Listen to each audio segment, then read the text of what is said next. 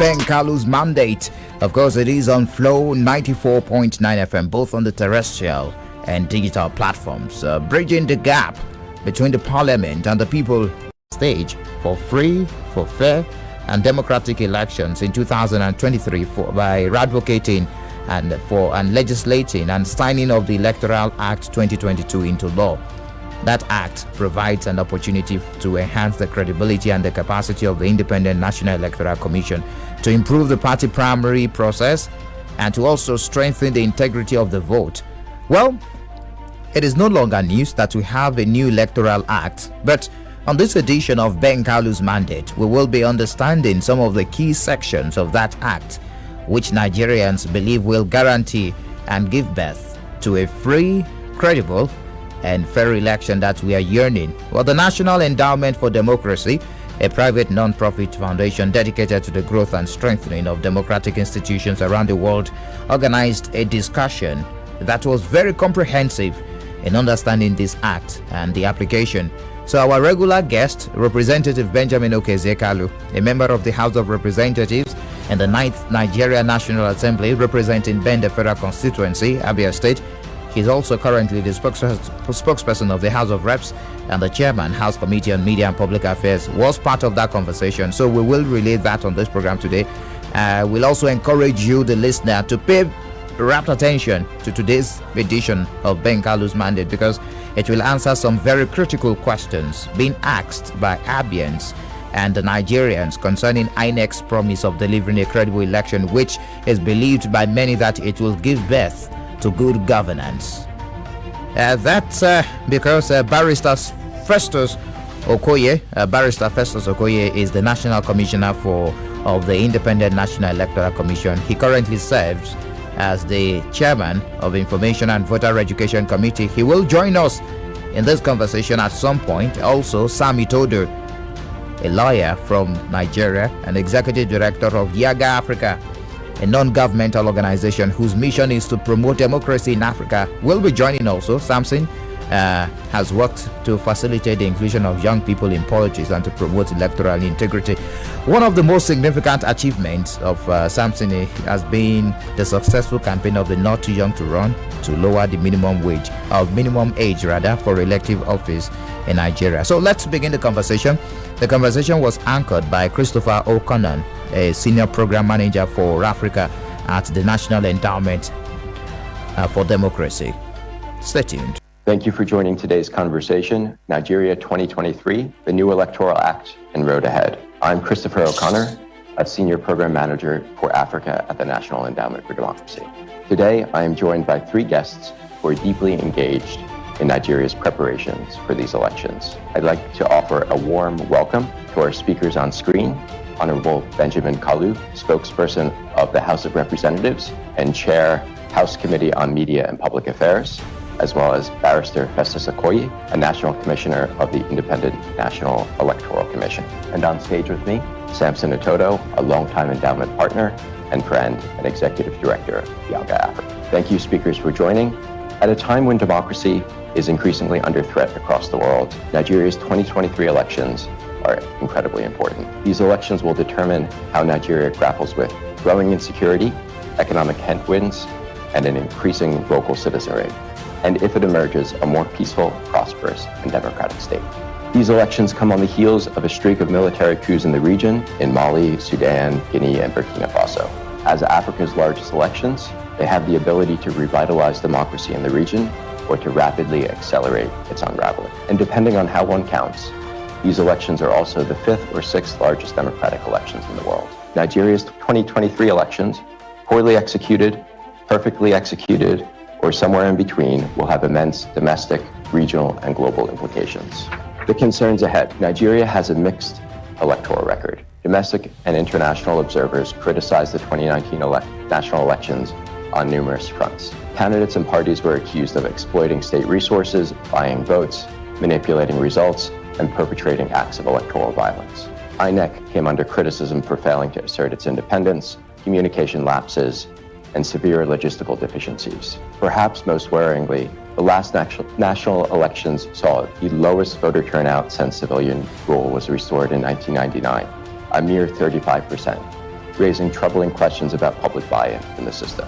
But in the aftermath of the 2019 elections, there's been intense public pressure for electoral reform. After years of robust consultation with and pressure from civil society and INEC, the National Assembly passed and the Buhari administration signed the Electoral Act 2022, a comprehensive attempt to address some of the most glaring electoral framework challenges in the country. Congratulations to you three on the passage of this act, and congratulations to the Nigerian people. This is a starting point for today's conversation. Our speakers will present for approximately 7 minutes each, sharing their perspectives on the importance of the new Electoral Act, what it can potentially achieve, and what other issues require urgent attention to deliver a democratic win in Nigeria in February next year. With that, I will turn the floor to Ben. Thank you very much for having me today, and I want to recognize the great job that you are doing for the advancement of our democracy.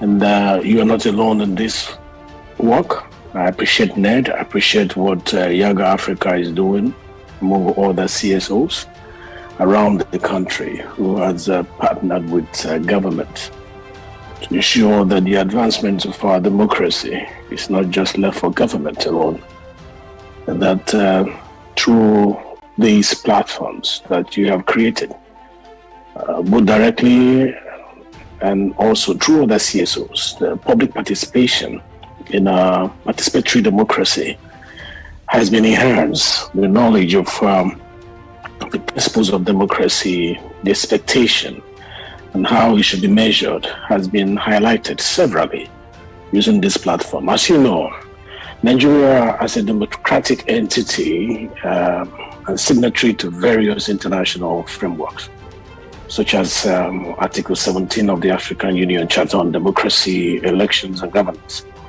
Article 6 of the ECOWAS Protocol on Democracy and Good Governance, and as well as Article 21 of the UN Declaration of Human Rights. We are obligated to ensure at all times that the conduct of free, fair, inclusive, and credible election is a burden that must be discharged. It's an obligation that we owe Nigerians, especially we as members of Committee of Nations, so that when we meet for peer review, we'll be able to measure well. It is apparent that there is a linkage between credible elections and political stability, and as well as clear benefits to the economic and the social space. They are linked together, and Nigeria wants to enhance the economic benefits in this country as well as create a healthier social space to ensure that our electoral system meets the 4 criteria of a credible election, which, as you know, includes inclusiveness, transparency, accountability, competitiveness.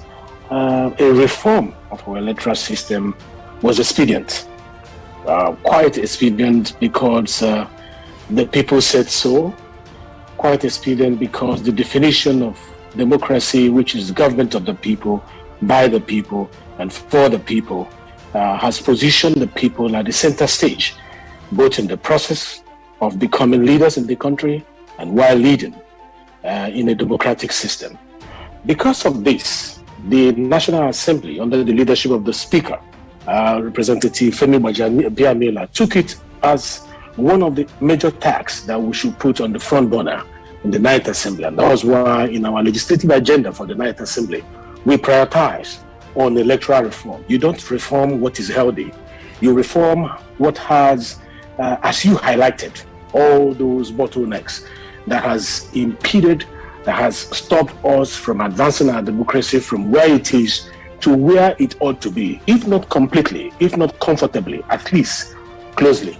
So this electoral bill, we found out that the old one had some gaps that does not represent the ethos and of democracy, the principles of democracy. It does not represent what the people want. It does not increase transparency, has not increased accountability, has not increased inclusiveness, has not been made to be as competitive as it ought to be. And so we took time to look at about 158 clauses of that particular old bill and try to integrate what we believe based on our consultation, town hall meetings, and other engagement that will, make us drive closer to the expectations of the ethos of democracy. Clause 52 was one of them, which has become Section 52 now, which has to do the empowering of INEC with the discretionary power to deploy electronic transmission of results, the ETR. This has been an issue for quite a long time, and you cannot say you will avoid technology in your bid to mitigate malpractices. You cannot avoid technology if you really want to increase transparency and if you want to increase electoral integrity. And you must embrace technology because this is what the world is embracing at the moment. It's an innovation that has helped systems to account better. So that was why the reason behind that Section 54. We also went in and looked at section, which is currently Section 87, on the mandate to parties to conduct primaries in a particular way. We had started with, making it direct primaries, and with major consultations and referrals from the presidency, we decided to broaden the scope by increasing it from direct primaries to indirect primaries, as well as consensus arrangement in political parties, because we wanted to democratize political parties and mitigate godfatherism, which is actually huge in Nigeria. So that's the reason behind fighting for 87, Section 87. Time will not allow me to go deeper into that. But also another interesting section is Section 43, Sub 1 and Paragraph 3, which has to do with express provision for electronic voting machine, which we call the EVMs. The use of technology, like I mentioned before, will help us encourage transparency. Before now, we've had a lot of issues with how voting is conducted, and so many frowned at electronic voting, and we had a lot of cases in court, and we tried to say, what do we do about that? I'll just jump through, because you're giving me 7 minutes. I'll just jump through all of them now, just to give you an idea of the reasons behind some of the sections that we put in there. And we looked at also on the issue of inclusiveness. Nigeria is about 220 million people, and we have over 10% of our people with disability. So we call them people with disabilities. Before now, our Electoral Act did not include them the way they're supposed to be included. 27 million people in Nigeria with disability has been included in the current amendment that we have made, and we are sure that they will no longer be defranchised. So that will increase the integrity of the fairness element of our electoral process in the coming election. And we have also clearly provided for the use of card readers, which has resolved the card reader contention that plagued the last general election cycle. And we have made sure that political parties, members of political parties are stopped from taking up employment with this unbiased umpire called the INEC, the Electoral Commission, because of conflict of interest, to prevent conflict of interest in the electoral system, where you have a member of APC or PDP holding particular office in this system that conducts election. We have tried to remove that. We have also taken steps with regards to the independence, increasing the independence of the INEC, the electoral body that handles the election, by ensuring that they have early release of fund. Before now, they struggle with logistics. They struggle with logistics because their money come about 6 months to election. And you agree with me, considering our terrain in Nigeria, to conduct an effective or efficient election that is credible, that is fair, you can't do that within 6 months. By the logistics supposed to start earlier than that. We have been able to cure that mischief with a particular section in the current Electoral Act. So there is hope. I'm sure they are more motivated to plan ahead of time. And also we have increased the deadline for stopping voter registration, from 30 days to 90 days before an election. This will ensure that no one is defranchised, because INEC would have sufficient time to produce everyone's voter's card, including those of late registrant. We have also electronic register of voters has been included, where you have INEC is now mandated to maintain the register of voters in electronic format in its central database, in addition to manual format, which means accessibility to data will be easier now. And that is where the world is going, so that you don't just sit somewhere and compute result. The reference point will now be on the data bank of INEC, what they have stored over time. And then substitution of candidate. In the event of the death of a candidate in a by-election, the political party now has 7 days, to submit the name of a candidate. Limiting the substitution of candidates in a by-election to only cases where the candidate dies is a progressive amendment because it limits the controversies arising from party primaries. It also reduces election costs, facilitates effective election planning. And there is also what we have included, which is inspection of electoral material. Before, it was like a secret affair. It's not open. It's not as open as it's supposed to be. So inspection of electoral materials, polling unit agents and accredited election observers can now use video. An organization like yours, an organization like IAGA can now use videos and photographs to inspect and record their inspection of original election materials before election starts. That you will find in section 41 of our new Electoral Act. This will help you have information prior to the election so that when they have computed, you'll be able to verify based on what you have seen and what they have provided. Parties to inspect format of ballot papers. Before now, INEC must now, before now it was shrouded in secrecy also, and it has led to a lot of complaints and people complaining that they have been excluded unlawfully from participating in the election. So now INEC must now invite parties not later than 20 days to the election to inspect samples of relevant electoral materials to confirm that the names and the identities of their candidates are printed correctly. And the parties now have 2 days after this inspection to file any complaint. This amendment will reduce complaints of unlawful exclusion often used by parties to disrupt the conduct of elections. This is what this particular section seeks to achieve. And also, no, it's not now open for everybody to be a polling agent.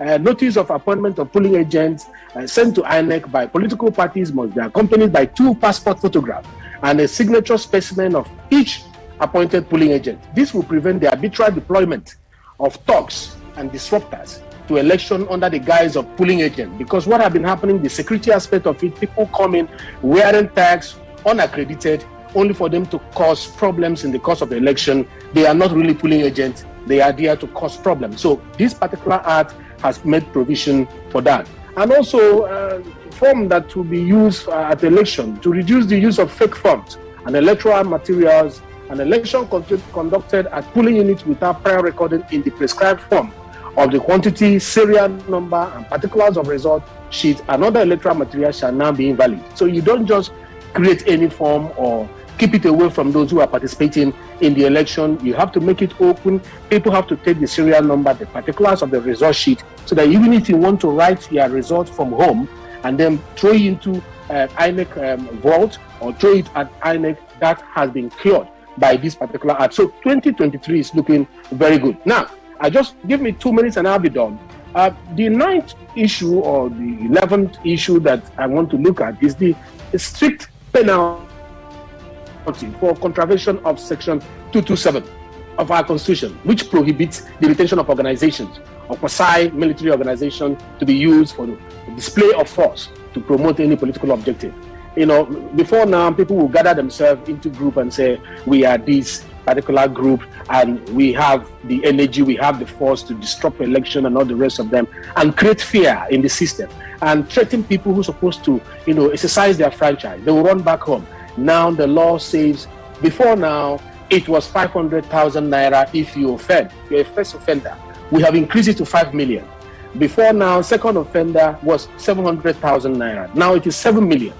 And also 50 to 500,000 naira for every day that offense continues, or every day you continue in that offense. And also we have even increased it to 3 years imprisonment, from 3 years imprisonment to 5 years imprisonment for aiding and abetting So this is to give a sense of security to those who want to participate. Another one which I want to round up with, because I don't really have time, is the issue of merger of parties. The notice period required by INEC from political parties seeking to merge has now been increased from 90 days to 9 months. So you don't come at the end of the day when all the logistics have been put in place and you say you imagine causing extra costs for the INEC body in the organization of the election, which will now trickle down to manipulations and people being denied access that is supposed to, people being defranchised. This will aid INEC now. With this particular provision, INEC will be aided in logistic planning. It will cut waste of resources and ensure it is easier for INEC to engage the accurate voter awareness and education program. The time is short enough, but I think this is some of the things we have put together to make sure that we approach 2023 with more confidence. We approach 2023 knowing that we are now better than how we were when we started. Remember, it has been a struggle. This particular piece of legislation has gone to the president 6 times. And it is through our collaboration, our understanding that though we are 3 arms of government, we are part of the government. That has made us through lobbying, through a lot of intervention to make sure that Mr. President assented to this bill. There has been another issue what I want us to look at is the issue of implementation. So there is still room for your investment. There is still room for you to support those who are in the field working. One thing is good law. Another one is the implementation of this law. I have seen the body language of Nigerians. They want to implement with what is happening with the primaries. Thank you very much, Ben. I'd like to just, I appreciate the very comprehensive overview of the Electoral Act. And I think that once again, congratulations on getting that passed and signed. We wish you luck with that. I think you bring up a very compelling point about implementation as the next step. I'd like to turn it now to Festus to hear the INEC perspective about what this act means, but also other issues that may need to be addressed and where there may need to be support both domestically and internationally to execute a strong democratic election. Let me thank you and also thank Inet for putting together this particular program. I think the program is very timely and it will also ginger a lot of efforts in relation to solidifying our electoral process. Now, there is no doubt whatsoever that the Electoral Act 2022 is a progressive piece of legislation. And it is also a product of a multi-stakeholder intervention in the electoral process. Before the passage of the bill itself, before it became law, the Independent National Electoral Commission had made a lot of proposals to the National Assembly in relation to some of the challenges we have in the electoral process and some of the issues we believe should be emphasized and some of the issues we believe should be a petition from the law for us to have a very good. Now, there are some germane issues that have been included into the new electoral legal framework. As Benjamin pointed out, one, the issue of timely release of funds to the Independent National Electoral Commission is key and fundamental to the electoral process. Two, the law has validated the Commission's use of technology in the electoral process, especially for purposes of accreditation of voters and also for purposes of making our electoral process much more accountable. The law has also changed the timelines for doing a lot of things, thereby giving the Independent National Electoral Commission a lot of room to maneuver and also a lot of room to get certain things done without fearing that time was going to run against it. Now, there's also the change in the entire matrix of the nomination process of political parties. Prior to this particular period, we had challenges with the nomination processes of political parties. But now we have a lot of time to do with the issue of nomination of candidates. And then there's also the issue which we also talked about relating to the power of the Commission to review declarations and returns that were made in violation of the law and also in violation of our processes. And there's also the whole issue about judicial intervention in the electoral process.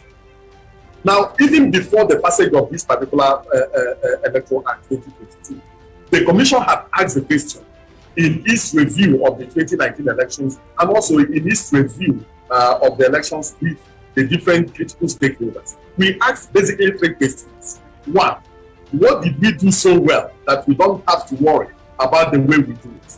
That's the first question. The second question we asked is, what did we not do so well enough that we must improve on the way we do it? And the third question we asked is, what did we do so badly that we must find a new way of doing it? These were the issues that has been guiding the Commission in our approach to the 2023 general election, and also in our approach to the implementation of the new electoral legal framework. Now, in relation to our election planning and election administration, even before the passage of the law, we took a proactive step of auditing our local government and state offices and our zonal stores to know the type of the quantum of equipment we still have in terms of non-sensitive materials, and thus then know whether we need to begin early enough to acquire ballot papers, ballot boxes, ballot boxes, cubicles, and other non-sensitive materials. The second thing we did was that we also accelerated our procurement processes and our procedures even before the formal release of funds to the Commission. It is also very fundamental to note that this Commission created additional polling units after a period of 26 years. For 26 years, the Commission operated on the basis of 119,974 polling units. And as at the time these polling units were created, Nigeria had a total registered voter population of 50 million. We went into the 2019 general election with a total registered voter population of 84 million, with the same number of polling units. So what we have done is to create additional polling units. And now in Nigeria, we now have a total of 176,846 polling units. And we have decongested the existing polling units and also taken some of these polling units to the people who need them, and so that persons with disability can access the polling units easily, the elderly can access these polling units easily, and so on. We have also concluded on our strategic plan and the election project plan for this particular election. So we are in a very, very good position as of now in relation to the election. Now we have challenges with the issue of logistics in terms of moving our staff and materials to the polling units, and also in terms of deployment of security agents to the various polling units on election day. We are dealing with some of these things, trying to find an alternative means of doing things. And under the auspices of the Interagency Consultative Committee on Election Security, we are trying to deal with the issue of logistic challenges. Now, in terms of the issue of deployment of technology in the electoral process, what the law has done is to solidify and validate some of the technological innovations and creative approaches the Commission has adopted in terms of the electoral process. Before the law was passed, we have started what we call the continuous voter registration exercise. And we have deployed a new device called the IVEN, that is the INEC voter enrollment device. And we also created an online platform through which prospective voters can start their the process of registration before going to our offices to go and capture their fingerprints and also capture their faces. We have also deployed what we call the bimodal voter accreditation system, which is a fingerprint and facial technology for purposes of voter accreditation. The implication is that those who come to the polling units on election day must be the duly registered voters. We cannot authenticate your fingerprints and we cannot authenticate your facials. The implication is that you are engaged in identity theft and will never allow you to vote in the election. We also deployed what we call the IREV, the INEC Result Viewing Portal, through which we are uploading polling unit level results to a central viewing point, through which Nigerians are viewing these results at very, very in real time. We also have what we call the INEC candidate nomination portal. Prior to this particular period, political parties will conduct their primaries and then come physically to the Commission to submit the list and personal particulars of their nominated candidates. Now, we no longer have any physical interaction with them. They have to upload everything they want to do through our candidates nomination portal. And we also give the same thing for civil society groups and organizations engaged in election observation, in media, and also for political party agents. But we also realize that the more you deploy technology, the more you need to create platforms to protect the technology you deploy. So we are also looking at our cyber security platforms and trying to make sure that we protect them as much as possible. Now, in terms of the resolution of election disputes, prior to this particular period, election disputes, especially pre-election matters, go to the high courts of the various states, go to the federal high court, and also go to the high court, the high court of the federal capital territory. But now everything has been standardized. Election disputes now only go to the federal high court, and this makes for some level of certainty in the electoral process. Now, in terms of the type of role we want the international community to play in relation to this particular election, we want the international community to continue to support the technological devices and innovations of the Commission, so that we can continue to improve in the use of technology, which sometimes obviates what I call pernicious human interference in the electoral process. We also want the international community to partner with civil society groups and organizations and the Commission in the area of voter education and electoral education. And also, we also want the international community to engage more robustly with the political parties to guarantee peaceful and transparent elections. And finally, before in rounding up, I want to say that the biggest challenge facing the electoral process in Nigeria today revolves around the issue of election security. The Nigerian military are engaged in internal security operations in almost all the states of the Federation. There are some states of the Federation where the Commission cannot even deploy for purposes of voters registration. And we also have so many people in the camp for internally displaced persons that have to be registered. So all these things are going to impact on the electoral process. But under the auspices of the Interagency Consultative Committee on Election Security, we are reviewing some of these things and trying to find measures of grading some of the security challenges to make for peaceful and credible elections. Thank you. Thank you very much, Festus. That was a really in-depth overview of INEC's preparations and then some of those core concerns that are going to have to be addressed for things to proceed smoothly. Now I'll turn it over to Samson to hear his perspective from civil society and a bit of an emphasis on other things that need to be addressed in the run-up to the elections post the Electoral Act being passed.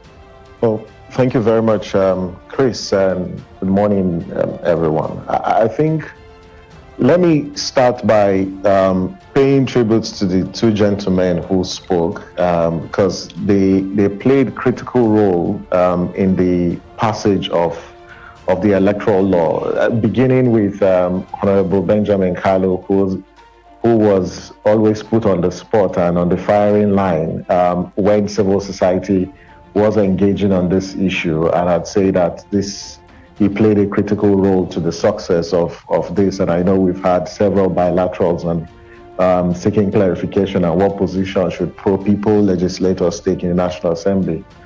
But also Barrister Festus, who is of civil society, but has moved to the other society, but is still an integral part of civil society.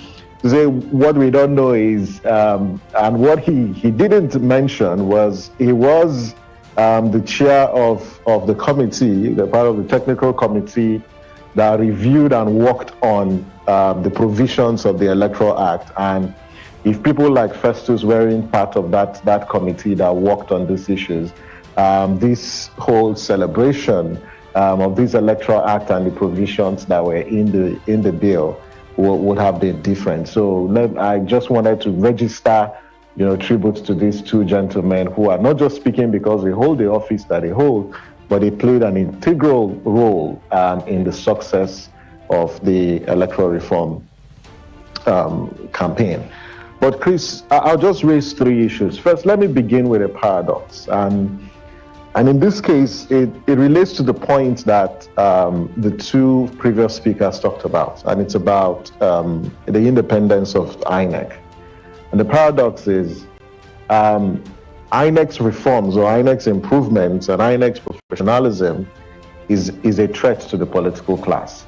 So the more INEC improves on its technical experience and its management of the elections, the higher the political interference with the Electoral Commission. So as we think about, the 2023 elections, one of the greatest concern is how do we protect the independence of the Electoral Commission, because the law vests a lot of discretionary powers on INEC, and we've seen attempts to populate INEC with people who are not like Festus, but even politicians and people who are members of political parties appointed into the Electoral Commission, and that has given serious source of worry, for citizens and the public. And if there's any time the institution needs some protection, it's actually now. We've seen the Commission take, positions and try to draw the attention of political actors to provisions in the law as it relates to the regulatory powers of the Commission. Even that's a positive, but I think that as we move towards the elections, INEC independence is critical on how to protect the Commission. Whether the technology that the Commission is relying on for the elections, but also around the consistency in the decisions that the Electoral Commission takes and how it is in consonance with the provisions of the law. Because INEC's independence is important for voter turnout, which is a second critical issue, and citizens' participation. That there has been a decline in the turnout of voters for elections. And our expectation is if the new law confers integrity on the electoral process, then it will boost citizens' confidence that they want to participate in the elections. If citizens still observe and grapple with issues around access to either polling stations or election logistics problems, or even interference by the state and security agencies, is going to dampen the interest of citizens to participate in the elections. And so if we recorded about 35% turnout in 2019, will we have an increase in the turnout of voters for the 2023 elections? And we are very, very concerned. There have been efforts by civil society to continue to mobilize voters. But if the parties don't throw up credible candidates, and it appears that institutions have been captured by the state, then you're going to observe a decline in the turnout of voters, for the 2023 elections. And I agree with Festus 100% that we need to invest in voter mobilization for the 2023 elections. But tied to that is to assure the Nigerian people that when they come out to vote, their security is guaranteed. And it's really at the heart of the participation for 2023. If people don't feel secure, because as it is today, the level of insecurity, then even INEC cannot even deploy, to certain areas to conduct these elections. So this is a critical issue. The third and perhaps the last point was around, if you look at the provisions of the law, whilst, Festus talked about how the law has now stripped state high courts with the jurisdiction of entertaining pre-election matters and vest them in the federal high court. As it is today, based on this law, citizens have also been stripped of, the powers to litigate on pre-election matters. So in the previous law, it provides if a candidate submits false documents, any person can actually sue. But what the Act now provides is that any person, citizens cannot challenge, any false document or false information provided by a candidate.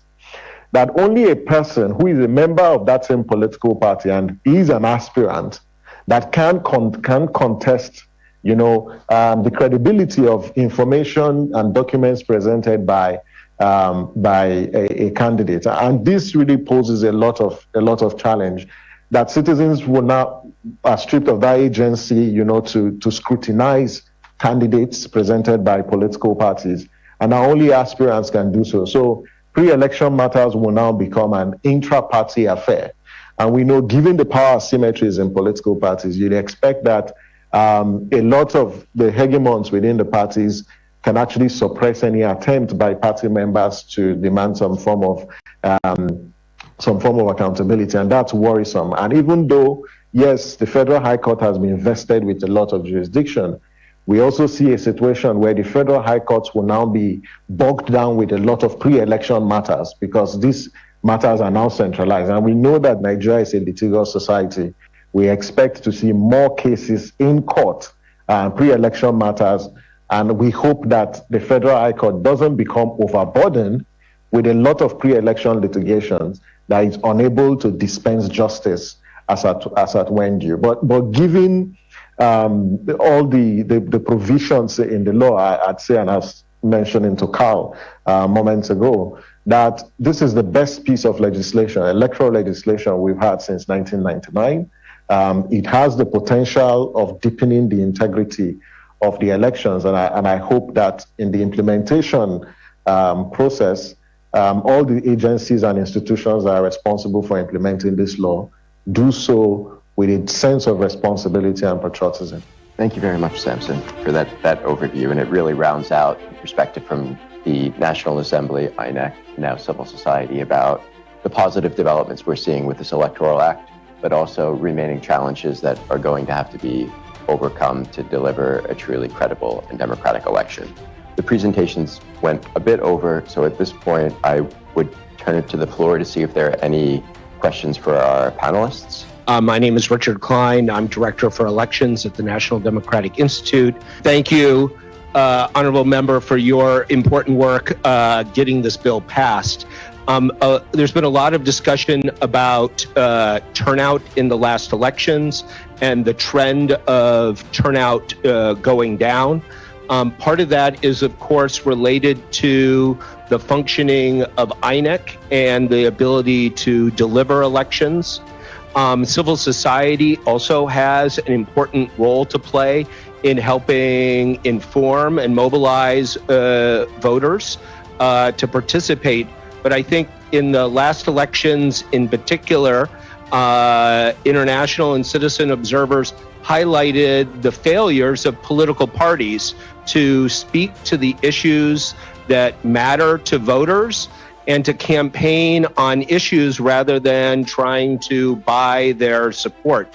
And I'd be interested in what elements of the Electoral Reform Act may speak to in providing incentives for political parties to try to engage voters on the issues that matter to them, which will also serve along with the other issues that Samson raised to increase turnout. And are there other reforms that are still needed to try to address this issue? Thank you. I think that the issue of voter turnout in Nigeria's election has been really, really worrying. Nobody is happy about it. But at the Electoral Management Board, we have tried as much as possible to engage the Nigerian public and also increase the confidence of the Nigerian people relating to the work we do. Now, we believe that by increasing, by decongesting the existing polling units, creating additional polling units, and also taking these polling units to the people that need them, that there's a possibility that voter turnout will increase. We have also deployed the bimodal voter accreditation system, and people now know that those can no longer vote in our elections, and that there's no room for somebody to come to the polling unit and claim that his or her name is on the voters register, but that the voters register did not capture the name, and then the person will be given an incident form and the person will fail. So that has completely been eliminated in our electoral process, and we believe that as of today, because of the technological drive of the Commission, because of some of the changes we have introduced in the electoral process, Nigerians are beginning to reassert their confidence in the electoral process and believing that they can go to the polling units and vote and their votes will count. But nobody wants to go to the polling unit and go and vote and die. So we must engage the security agencies and also engage the political parties to make the atmosphere at the level of the polling units serene so that people can go and vote without anything untoward happening to them. But more fundamentally, the business of the Independent National Electoral Commission is to engage in voter and electoral education around our processes and our procedures. It is the responsibility of the political parties to go out and mobilize the voters to come out and vote for them. But when political parties rely on some other extra electoral means to want to win election without going to the voters themselves, it creates this sense that the voters do not matter. But the voters in Nigeria matter because the vote is their power, and there's power in the vote and there's value in the vote. So the moment we keep on emphasizing on the value of the vote and trying to get people, trying to improve processes and procedures that makes our electoral process credible, the Nigerian people will begin once again to engage the electoral process. But I believe that the political parties have a lot of work to do, and we must also sanitize the precincts of the electoral environment to make it more conducive for people to come out and exercise their democratic right. Thank you very much. I like the analysis that was given by Festus on this. The need for increased advocacy cannot be overemphasized, whether it is by the Ministry of Information or by the INEC or by the political parties. Something must be structured to make sure that the confidence of the people will be raised. Yes, one is the integrity of the electoral process will increase the confidence of the public, but also information has a way of increasing the confidence of the people. There are a lot of people who have not come to understand all the 9 years of our democracy, the benefits of the principle of it, whether it is worth it or not. Some don't believe in it, and it is through proper information dissemination people will begin to embrace the ethos of democracy better than we have done before now. But I must be very specific on this number, the apathy against people who vote, people who are withdrawn. They don't want to exercise their franchise. It's not just because they don't want to. We have to put a structure in place that will increase the data capturing mechanism of INEC. I want Festus to take this back to INEC. Most of the rural areas of this country, they're still struggling to be registered. Some of them will leave their trade daily. They will leave going to farm daily, and they will queue for hours. And only for 2 laptops to appear with a population of about 400 to 500 people, you start capturing them. When you get to 50, it's already 5 p.m. You want to go back. What happened to the 250 people? So if you don't capture those 250 people, it's not because they are not willing to vote, but because the system has not made adequate provision to capture the people, to equip them to participate in the election. So it's not just about voters' apathy. It's about putting structures in place to make sure there is sufficient technology that we are using, like in the federal constituency. I am struggling where I represent. I'm struggling to have my people registered. I have requested for more machines to go there to register people, and they are rationing it. So today they are in this political ward with 2 people, and the other people have to wait for 2-3 weeks.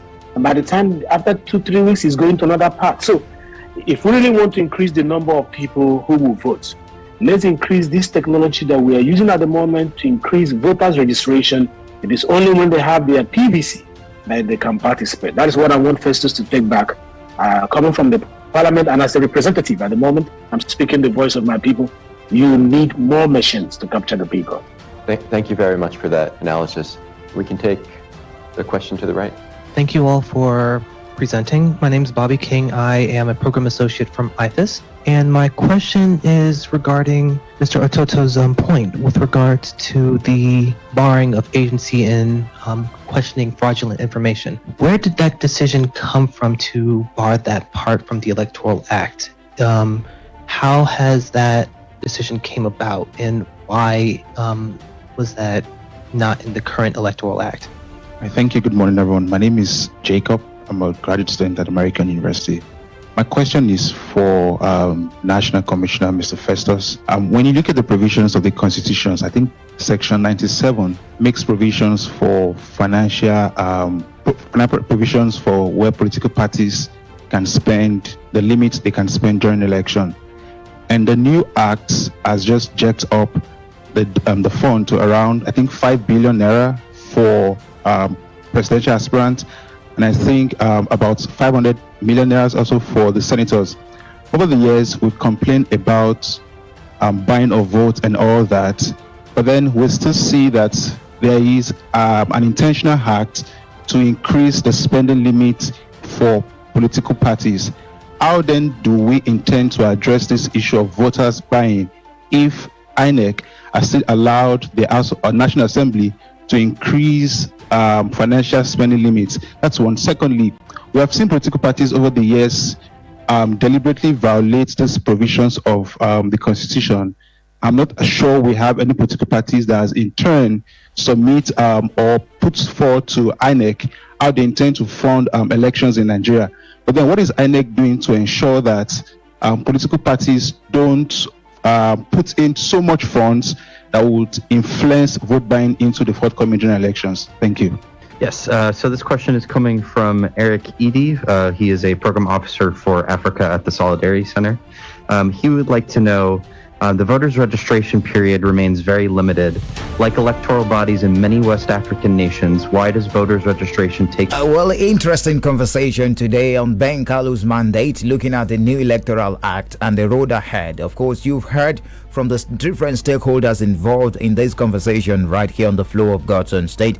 You heard Representative Benjamin Kalu, who, of course, was at the forefront of ensuring that Nigeria has a new Electoral Act, of course, which will all be the working law for the law, of course, that will guide the 2023 general elections. And also, you heard from Barrister Festus Okoye, the chairman of Voter Information and Education Committee for the Independent National Electoral Commission, where he comprehensively gave how INEC will implement some of these laws to ensure that we have free, fair and credible election in Nigeria. And of course, Samson Itodo spoke from the angle of the civil society. Samson Itodo is of the Yaga Africa. He's the executive director of Yaga Africa. And that's it this week on Ben Kalu's mandate. Next week is another time. Hopefully we have Representative Benjamin Kalu live to talk about some of the issues raised during that conversation. Nigeria 2023, the new Electoral Act and the road ahead. Thank you very much for joining us this week on Ben Kalu's mandate. My name is Michael Oni. Do enjoy the rest of your day.